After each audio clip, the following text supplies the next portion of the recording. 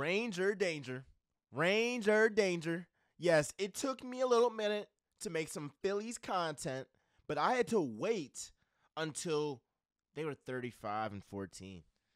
The best record in MLB. Let's talk about this match is the Phillies history for the best start since 1976. What has happened since 1976? We've had probably Ronald Reagan was president. The two George Bushes, Obama. We had the whole Iraq War. They had the whole crack epidemic. It's been a lot of stuff. COVID-19. It's been a whole lot of stuff since 1976. And what this Phillies team is doing is unprecedented. What Ranger Suarez is doing is unprecedented. And if Ranger Suarez had a bigger name, he would easily be the front runner for the CY Young. Easily, bro. And I love Zach Wheeler, but if Zach Wheeler had Rangers, if he had Rangers stats, bro, 9-0, a 136 ERA, what are we talking about? Easily the front runner by a mile. So I just think that when you have two pitchers that can legitimately be CY Young candidates, it just makes me feel so good, bro. Makes me feel so good. Ranger is 9-0, bro. 9-0. 136 ERA. That's the first pitcher in baseball with the ERA that low and a 9-0 record with that start in the last 58 years. He's literally doing stuff we haven't seen in 60 years. 60 years. My pops is 50 years old, bro. He's doing stuff that's past my pops' time. What are we talking about? Come on now.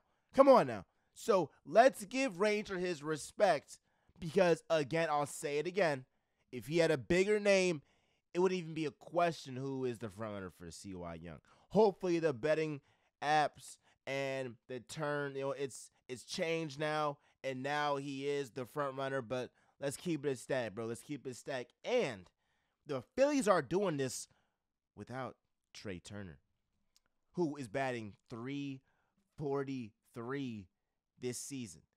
Trey Turner has a hamstring.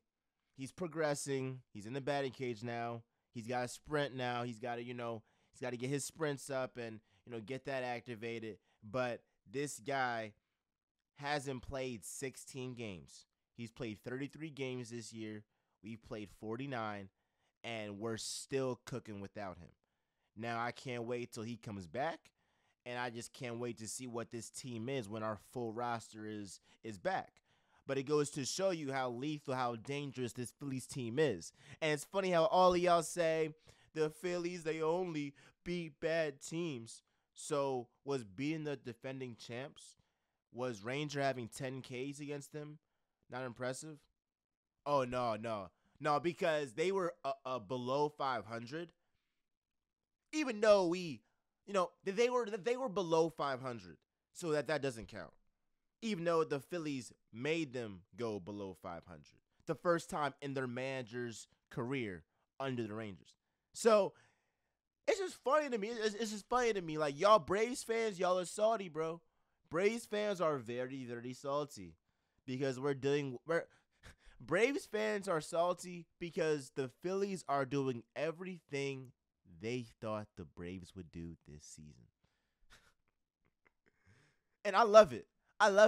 Because normally, right, the Phillies aren't terrible in the regular season, but they aren't like this in the regular season.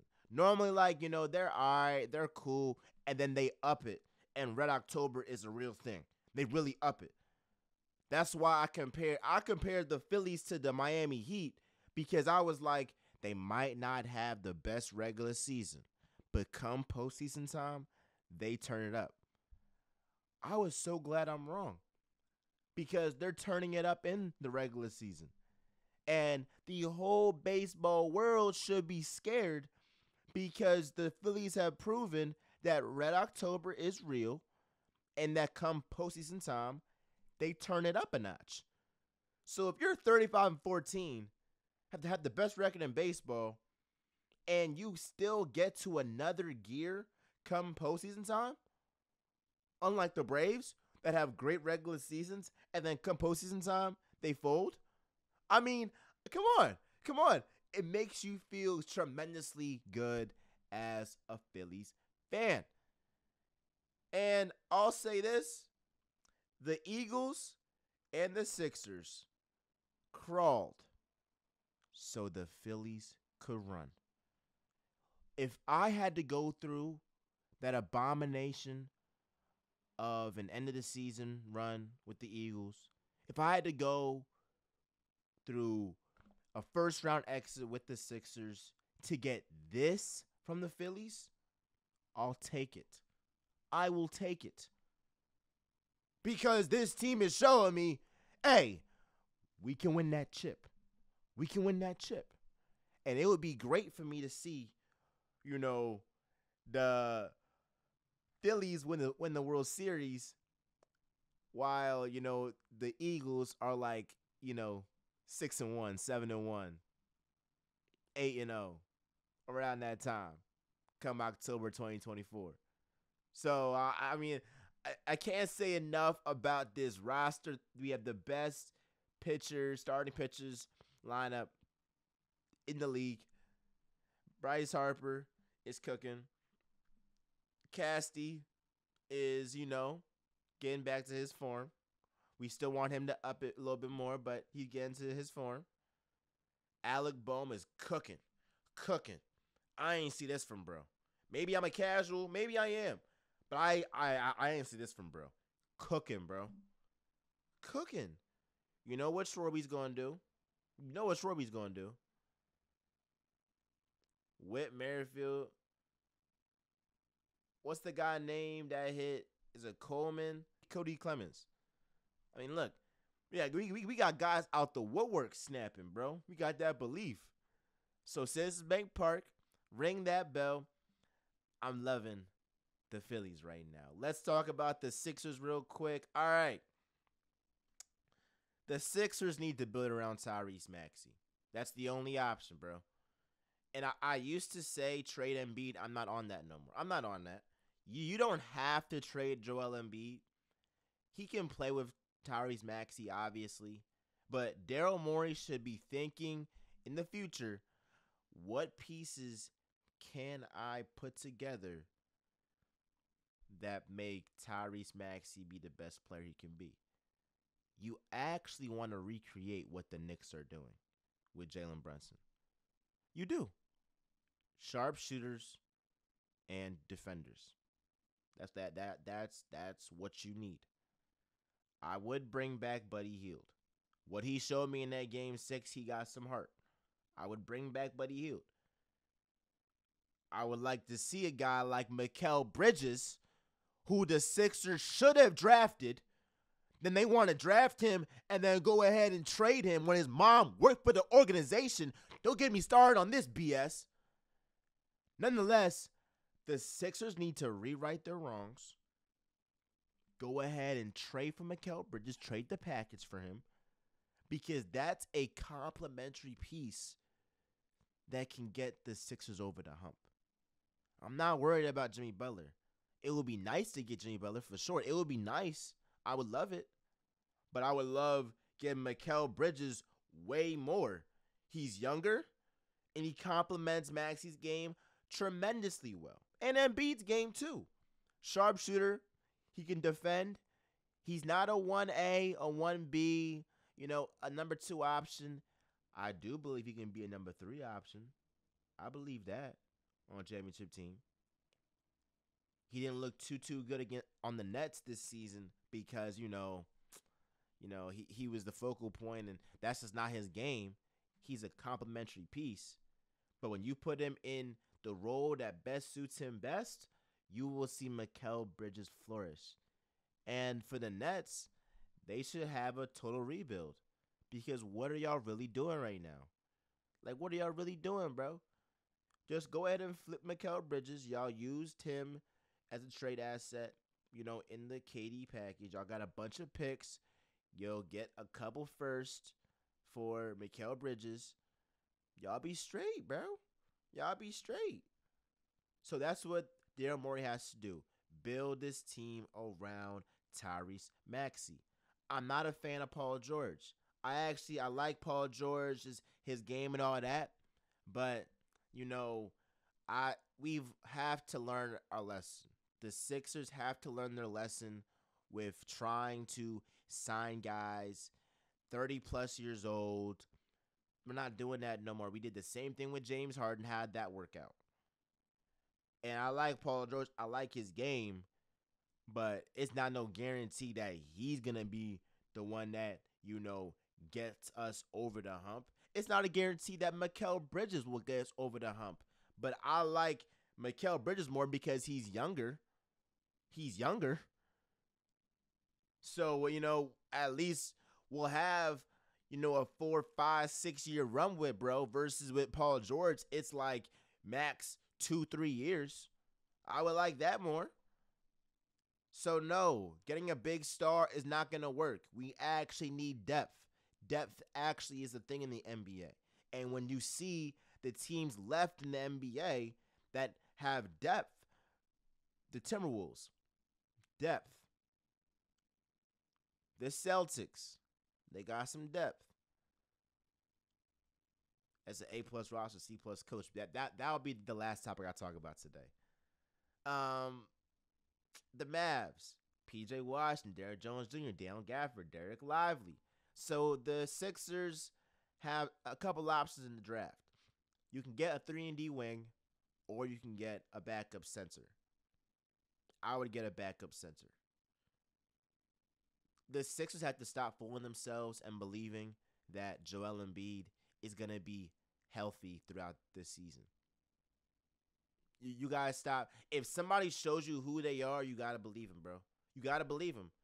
And then you change your focus. You change what you do based on that. So with Joel Embiid, if you know that he has trouble being injured, you got to have, some safety precautions. You got to go ahead and have a plan B and have a legit backup center in case he falls down.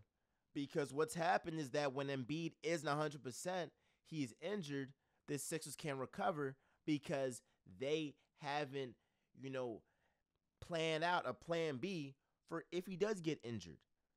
Let's keep it a stack, bro. Paul Reed is a great person. I do believe Paul Reed's a great person. But, he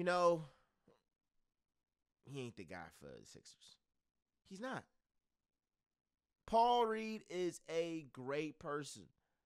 Honestly, he looks like somebody that would be a great friend, bro. He's a cool dude. But we talk about a legit backup center for Joel Embiid, bro. He's not it. He's not it. He's undersized. His offensive game isn't polished enough. His rebounding prowess isn't that elite. Defensively, I don't really see him really being a threat. And so it's like the Sixers have to really prioritize getting a backup center if you are going to keep Joel Embiid. If you're going to keep Joel Embiid, you actually need to invest in a backup center. Walker Kessler, this might be a reach. Might be a reach because somebody else might try to pay him. But what about a Nick Claxton? I would give up $15 million. I give up $17 million for a legit backup center. Claxton does the job. He does the job, and I would love to see a pick and roll action with Claxton and Tyrese Maxey. So when you gotta, have a plan B, sometimes that's expensive. Sometimes that's expensive if you want to keep Joel Embiid. Let me know your thoughts down below, and let's get into the Eagles. Let me pull up this Eagles schedule. We're going to pull this joint up. I've been waiting to talk about this. The Eagles schedule. So we're going to go down each game in the Eagles' schedule, game by game, and predict each win or loss. Week 1, the Packers in Brazil. This will be a tough game. The Packers are a nice team. Jordan Love is legit. I got the Eagles. 1-0. Week 2, Falcons. What are we talking about? What are we talking about? 2-0. Saints 3-0. I'm not even. It's no discussion. 3-0. Buccaneers 4-0. You think Hurts and them boys gonna lose to the team that embarrassed them? 4-0. Bye. It's crazy that y'all want to give us a bye week 5. I see what y'all doing. It's cool though. It's cool. I mean, I get it. Browns, Deshaun Watson.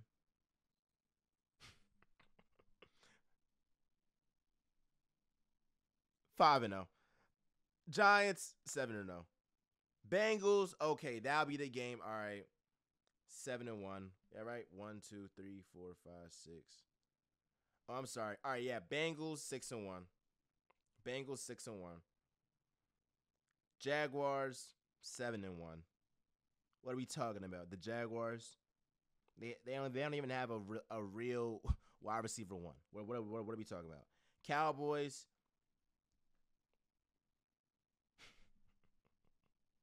8-1. Commanders 10-1. The LA Rams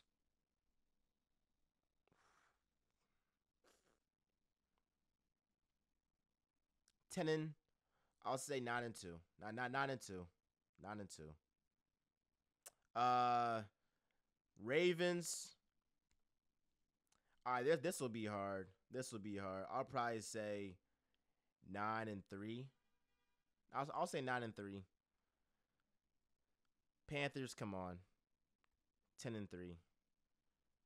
Steelers. I hope Justin Fields is the quarterback. Please. 11-4. Is that what it is?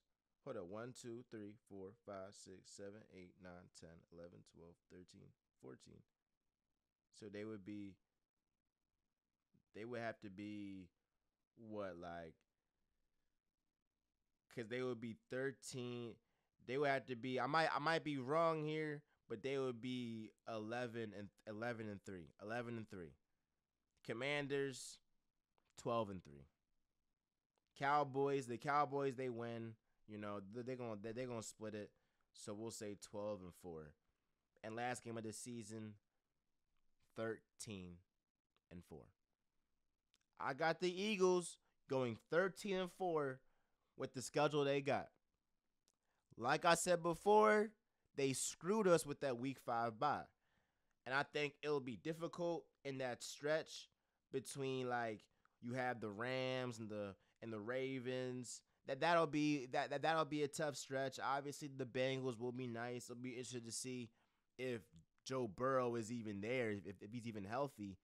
But I feel very good about this team. I feel very good about our potential opponents. When you talk about the Falcons, the Saints, the Buccaneers, the Giants, the Browns. I mean, we're going to start this season easily 6-1. Easily that. Matter of fact, I take that back. The Eagles heading into the game against the Bengals will be 7-0. You can book it. And matter of fact, let me just. I got some stuff. I got a prop for y'all. Let me get it there real quick. It's back, baby. We going all crazy this season. All crazy. So like I said, the Eagles will be 13-4 this season. And I feel great, bro. And after every single win, I will wear the skeezy, bro. Every single win. And I ain't gonna lie, I'm gatekeeping this joint. But look, the last point, the last John. Let's talk about I want to talk about the top 10 Philly athletes. Top 10 Philly athletes, bro. Top 10 Philly athletes. I saw this, you know, I saw this on ooh, I saw this on Twitter. They was trying to rank these guys, the top 10 Philly athletes, and you know, let's just get straight into it. Top 10 Philly athletes, bro. Right now. Number 1, Bryce Harper. Number 2, AJ Brown. Number 3, Zach Wheeler. Number 4, Jalen Hurts. Number 5, Joel Embiid. Number 6, Saquon Barkley. Number 7, Devontae Smith. Number 8, Tyrese Maxey. Number 9, Ranger Danger Suarez. And 10, Lane Johnson. I know people are going to be like, why you got Embiid so low? He be injured, bro. That got to factor in. Postseason success has to factor in. I can't have you top 3 if I can't trust you in the postseason. Whether that's your play or whether that's your health. This postseason, it wasn't your play, it was your health. But, I can only do what the results tell me, bro. Bryce Harper, I mean, he can legitimately take this team to a World Series and win. I believe he will do it. A.J. Brown's the best player on the Eagles. Jalen Hurts, it's crazy some people were trying to say that Hurts is the 11th best Philly athlete right now. Shame on you. Shame on you. Shame on you. And the Hurts disrespect has to stop. People act like it's so easy to go to a Super Bowl. People act like it's so easy in your first 3 years as a starter to make the playoffs every single year. You do realize that Jalen Hurts took a team that was projected to win 3 games in his first year as a starter to the playoffs as a wild card.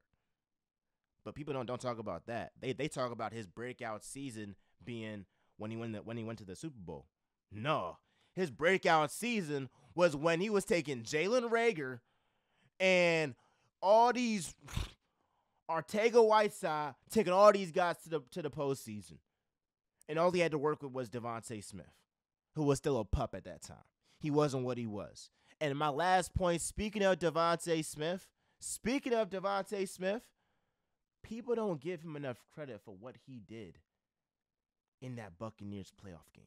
Yeah, the Eagles lost, but Cuz had a $140. You don't think that's going to transfer over